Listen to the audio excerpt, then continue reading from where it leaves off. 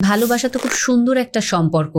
এই ভালোবাসতে গিয়ে যদি আপনার জ্ঞান, বুদ্ধি, বিবেক সব লোপ পেয়ে যায়, তাহলে এটাকে ভালোবাসা বলে? নাকি এটা আসলে খুব অস্বাস্থ্যকর একটা সম্পর্কের বন্ধন বলে, যেখানে আপনি কমপ্লিটলি একটা জম্বি বা একটা মোহগ্রস্ত মানুষ হয়ে গিয়েছেন, যেখানে আপনার বিবেক বুদ্ধি কিচ্ছু কাজ করবে না, আপনি কোনো রকমভাবে কোনো কনসিয়াস ডিসিশন মেক করতে পারবে না, এবং আলটিমেটলি আপনি এমন একটা সম্পর্কে আছেন আপনি কোনো কনসিয়াস ডিসিশন মেক করতে পারছেন না, আপনি কন্টিনিউয়াসলি আপনার সঙ্গীর উপরে ডিপেন্ড করে আছেন। আপনার সঙ্গীও কি তখন আপনাকে তাহলে রেসপেক্ট করবে? ডেফিনেটলি করতে পারবে না। সো সম্পর্কে যেই সম্পর্কেই জড়াই না কেন, আমাদেরকে অবশ্যই যদি রেড ফ্ল্যাগ থাকে, আমাকে লজিক্যাল সেন্স আনতে হবে, আমাকে বুঝতে হবে, ওভারঅল চোখ কান খোলা রাখতে হবে। একটা মানুষকে আমি যদি ভালোবাসতে পারি, আমার যদি তার কোনো আচরণে খটকা লাগে, আমি অবশ্যই তার সাথে ডিসএগ্রিমেন্টে যেতে পারি, আমি আমার মতামতটাকে খুব সুন্দর ভদ্রভাবে তাকে সম্মান করেই জানাতে পারি, এটাতে ভীত হওয়ার বিন্দুমাত্র কোনো অবকাশ নেই। কেন আমি যদি তাকে আমার মতামত দিতেই না পারি, তাহলে এটাকে আসলে ভালোবাসার সম্পর্ক বলে, নাকি একতরফা শুধু চেপে যাওয়া হবে এই জায়গাটাতে?